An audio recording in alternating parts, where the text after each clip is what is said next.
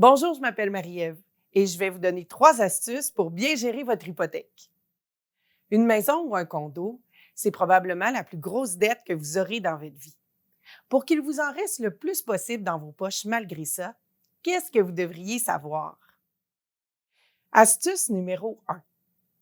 C'est pas facile à faire, mais vous avez intérêt à accumuler la plus grande mise de fonds possible avant d'acheter votre maison. Avoir une dette moins élevée, ça vous rendra plus solide si les taux d'intérêt augmentent ou s'il vous arrive quelque chose. Ça paraît encore plus si vous devez rembourser votre hypothèque pendant plus de 20 ans. Par exemple, pour une maison de 400 000 payée avec une mise de fonds de 5 donc 20 000 sur une hypothèque de 25 ans, vous aurez payé un peu plus de 283 000 d'intérêt avec un taux de 5 Mais si vous êtes capable de mettre une mise de fonds de 20 donc 80 000 vous aurez payé 44 700 d'intérêt en moins.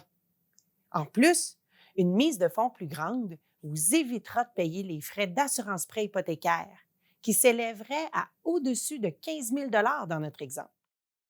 Vous seriez obligé de les payer si votre mise de fonds était de moins de 20 Astuce numéro 2. Choisissez le type de taux qui vous convient. Vous avez le choix entre un taux variable ou un taux fixe quand vous prenez votre hypothèque. Est-ce qu'il y en a un qui est meilleur que l'autre? Ça dépend. À très long terme, c'est prouvé que le taux variable est souvent plus avantageux. Ça pourrait être intéressant si vous espérez payer le moins cher possible au total.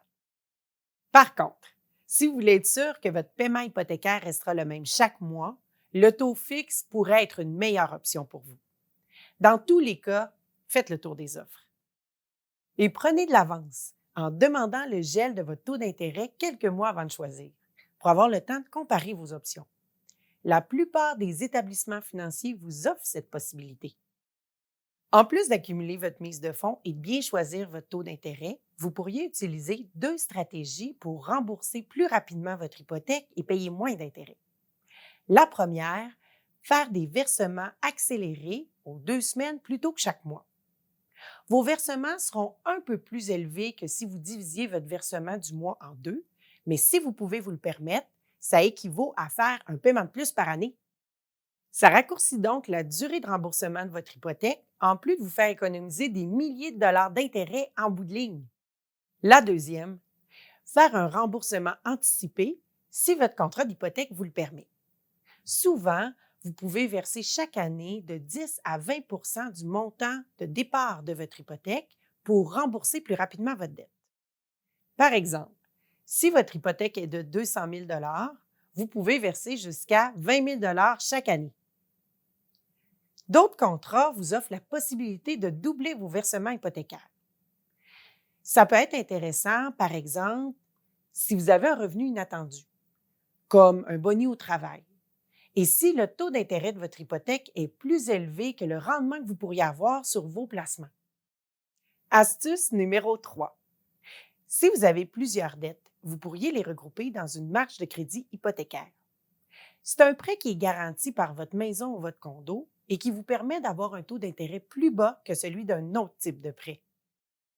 D'habitude, la marge accordée correspond à un maximum de 65 de la valeur de votre maison ou de votre condo. Par exemple, si votre maison vaut 400 000 vous pourriez obtenir une marge de 260 000 au maximum. Mais attention, il faut être discipliné avec une marge de crédit, parce qu'en général, vous devez payer seulement les intérêts tous les mois sur la somme utilisée dans la marge. Par contre, si vous faites ça, vous ne rembourserez jamais votre dette. Aussi, c'est plus facile de dépenser, parce que vous pouvez rembourser juste une partie de votre dette, ce qui fait qu'elle augmentera tout le temps. Il faut donc être à son affaire, prévoir un calendrier de paiement et le respecter pour se libérer de la dette et conserver seulement l'hypothèque. Maintenant que vous connaissez ces astuces, vous pouvez regarder s'il y en a qui s'appliquent à votre situation.